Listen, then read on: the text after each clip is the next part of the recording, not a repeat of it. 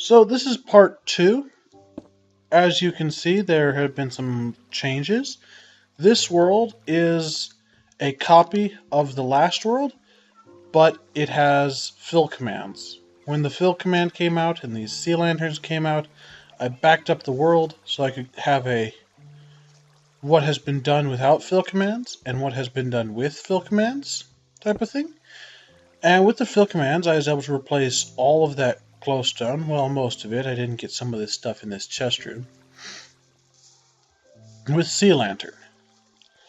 I also put in these spruce doors because I like the way the spruce goes with the block, the stone block. And in here, I tried an improvement to my mushroom farm, and I thought it was working, but now I can't tell.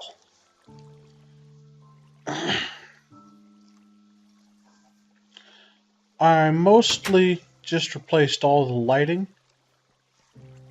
with glowstone, or from glowstone to sea lantern. In here, nothing changed despite the new mobs. There is this pen. I filled it with water in an attempt to get the squid to like it better. I don't think it worked. There's still none in there. Then there's a few other things, like in this village. The village is probably one of the bigger changes. Basically, you might not immediately notice what's different, but what it is there are these kind of stained glass panels in the ceiling.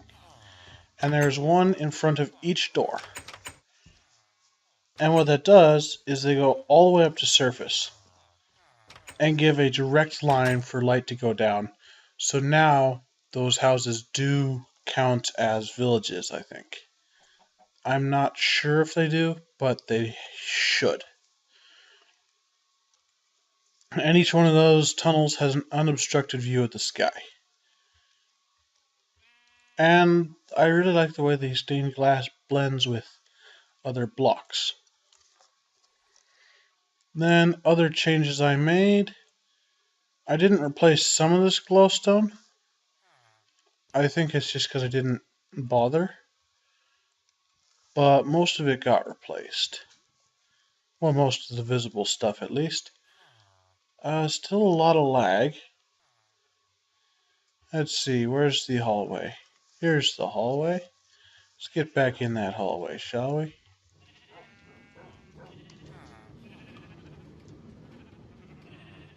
Yep. Be nice if this thing worked. Okay.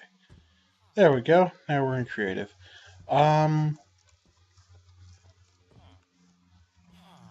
Yeah, the kitchen, no change there. No, not many changes in these rooms along the way, except for changed out lighting. Oh, I added a second door to the pool here. I noticed that was missing, so I added one. And then I didn't really change anything else in the main building, except for the doors, and I think I didn't do anything in there. But one of the things I did do is down here in my bunker room, I expanded the supplies. Now there are more foods. And where's that? Where was that saplings chest? Is it here? No. Anyhow, I added, here we are, the saplings for the rest of the plants in the world. And the eggs for the new mobs as well. I think I added the eggs for the new mobs. Yes, I did. Other than that, the only thing I did to this bunker is over here. I added my fully automatic chicken farm to it, so that now there is no way this place can run out of food, and it will just collect food down here. It's eventually going to sort it into there, but I haven't got around to building the sorter yet. So right now it's just hand sort, and it's doing fairly well for just starting. And that's all I did in this house. What the really important thing is, though, is I made a few changes in the teleport hub that I built over here. There is now a couple new teleporters that I needed the fill command to make. Down here you see it says prison. The temporary detention center in my house now has somewhere to send its prisoners after they no longer need to be temporarily detained but have to be permanently incarcerated. It can send them to the prison, which is still in construction, as you see by this completely blank world around me. No, it's still in construction, but it just hasn't loaded yet because it's out here beyond civilization at 10,000, 10,000. And when you first fall in, you'll fall in on this pad. This door will be locked. There are locks all the way around this door, so you can lock this door from anywhere. There's arrow slits for the guards to shoot you with. There are reloading rapid fire dispensers on the ceiling that will pepper you with arrows if you try to resist. There are locks on the outside. Please stay in between the lights on the blue path. And eventually there's going to be a little control room here to control the peppering of arrows and an underground lock for that door. Then I'm going to work out the visitor system for it. And if you go up here, you'll see there's a rack of dispensers that's cloned down and they're full, and it's hooked to this clock, which is turned off right now. And I don't think I've put in the torch powered yet.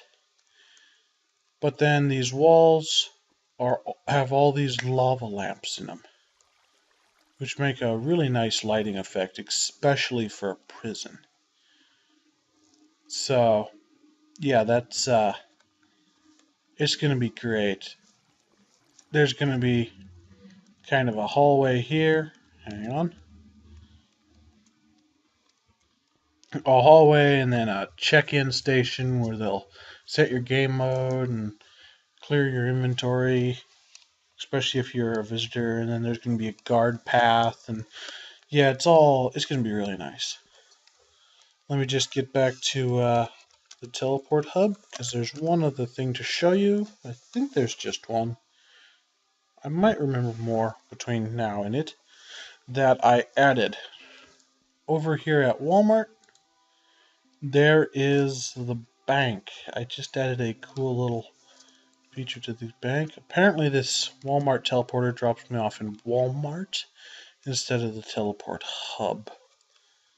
Don't know if I'm going to bother fixing that, but it's raining. Toggle downfall. There. So over here at the bank, I used the relatively new fill command to... Oh. Never mind, I guess. Right, so what I did is... You remember me last episode mentioning my hard drive crash? Before my hard drive crash, I had added a little thing here that used the clone and detect thing. That basically it was just a obsidian box containing a diamond armor set, and there was 2 layers of glass in front of it here. Like that. And there was some command block circuitry behind it, so that if this first pane was broken, the second set turned to obsidian until the first set was restored. But it looks like I didn't actually...